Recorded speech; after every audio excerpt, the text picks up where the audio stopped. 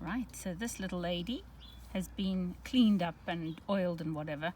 Got having a bit of a problem with the needle because it's a very old needle, and I've got to try and set it up with a new needle. But in the meantime, I've managed to position it exactly right to get a stitch to form. So here you go. Here's the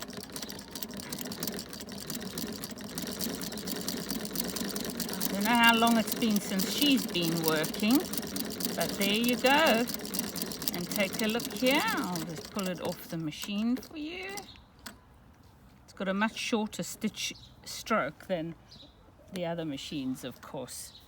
So, and the bobbin is extraordinarily tight, so I need to look at that. But there you go. Just wanted to show you she's forming an amazing stitch for a little old lady.